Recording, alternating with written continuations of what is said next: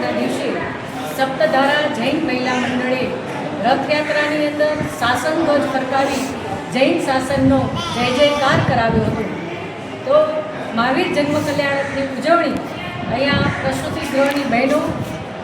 ગૃહની બહેનો અને બાલ સેવા કેન્દ્રના કુપોષિત બાળકો સાથે મનાવી એમને ફ્રૂટ વિતરણ કરી અને મહાવીર જન્મ કલ્યાણક માનવ સેવા એ જ જનસેવાના સૂત્ર સાથે મનાવી છે.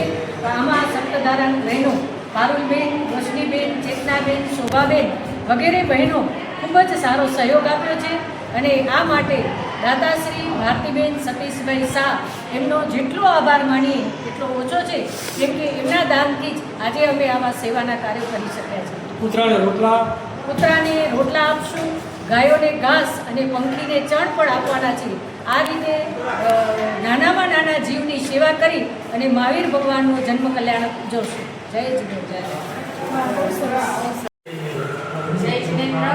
આજે મહાવીર સ્વામી જન્મ કલ્યાણકના દિવસે સપ્તધારા જૈન મહિલા મંડળ દ્વારા શોભાયાત્રામાં ધ્વજ લઈ અને માંડવીનું જે ભ્રમણ કર્યું એ બદલ અમે ખુશીની લાગણી વ્યક્ત કરીએ છીએ અને આજના દિવસે મહાવીર સ્વામી ભગવાનના જે શુભ પ્રસંગે અને બધાને શુભકામના પાઠવીએ છીએ અને ભારતીબેન સતીશભાઈ શાહ તરફથી જે ફ્રૂટ વિતરણની અમને સેવાનો જે લાભ મળ્યો છે એમનો ખૂબ ખૂબ આભાર વ્યક્ત કરું છું. આવા જ કાર્યમાં સહયોગ આપતા રહેશે દાતાશ્રીઓ, તો આવા જીવ દયાના કાર્યો સતત ચાલતા રહેશે. ધન્યવાદ.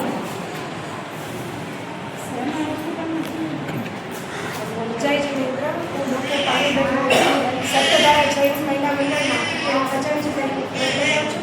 આજે અમારા પ્રમુખ શ્રી પિનાકીબેન રાહુલભાઈ સંઘવીના અથાગ પ્રયત્નોથી જે દાતાશ્રી અમને મળ્યા છે, તો એમના તરફથી મહાવીર જન્મ કલ્યાણક ઉત્સવ નિમિત્તે અમે કુપોષિત બાળકોને ફ્રૂટ વિતરણ અને પ્રસૂતિ ગૃહના બહેનોને પણ ફ્રૂટ વિતરણ કર્યું. આવો નવો સહકાર અમને ભારતીબેન તરફથી મળતો રહે. આગળ પણ અમે રોટલાનું પણ પ્રોજેક્ટ કરશું, અબોલ જીવો માટે ઘાસચારાનો આજે જ અમે પ્રોજેક્ટ કરશું. તો આવો ને આવો અમે પક્ષીઓ માટે પણ પ્રોજેક્ટ કરશું. આજના દિવસે મહાવીર જન્મ કલ્યાણકની ઉજવણી અમે આવા સેવાકીય અબોલ જીવની સેવાથી કરશું.